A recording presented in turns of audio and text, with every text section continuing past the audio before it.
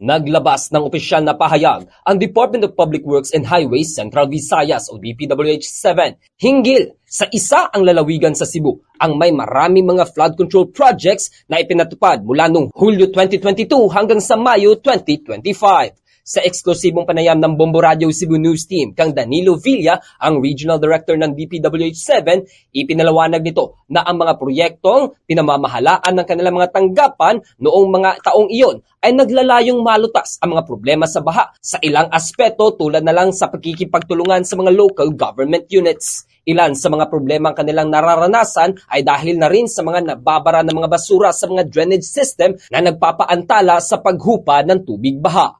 Mula noong 2022, nagpatupad na rin sila ng mga proyektong pang-infrastruktura sa mga ilog sa rehiyon, lalo na sa Cebu, na lubhang napinsala ng Bagyong Odette noong Disyembre 2021. Kapansin-pansin din ng kanilang mga recovery efforts ay hindi lamang nakatutok sa Cebu bilang isa sa mga lugar na madalas bahain sa bansa, kundi maging sa iba pang aspeto tulad na lang ng mga shoreline protection para sa mga flood mitigation infrastructure.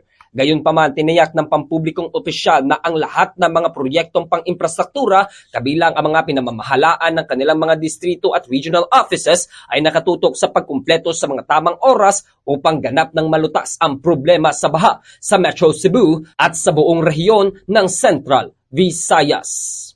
Tapos, yung project naman po, aspeto po ng mga revetment protection along river system natin. Marami po tayong ini-implement po. Since 2022 po, ito yung recovery program ng gobyerno nung after ng pagpasok ng Odette. Hindi po dahil may pinakita maraming flood control because hindi naman ho flood prone area ang Cebu. But however, hindi lamang po flood control facilities ang in-implement po natin. Samantala, nagbigay naman ng paliwanag ang District Engineer ng 1st District Engineering Office ng DPWH sa Bombo Radio Cebu News Team hinggil sa flood control project na isinagawa sa kabaan ng Mananga River sa Talisay City, Cebu. Iginiit ni Engineer Leslie Anthony Molina, ang 1st District Engineer ng DPWH-7, na nag-facilitate lamang ang kanilang opisina sa pagpili ng mga contractors gaya ng QM Builders na ginawaran ng 7 flood control projects na kinasasangkutan ng pagpapatayo ng revetment wall structure sa pangpang ng Mananga River na maglilihis sa 3 barangay sa Talisay City, Cebu at naglalaan na maghihit kumulang 100 million pesos para sa bawat package. Mula rito sa Bombo Radio Cebu, ito si Bombo Ken Apor ng Bombo Radio Philippines,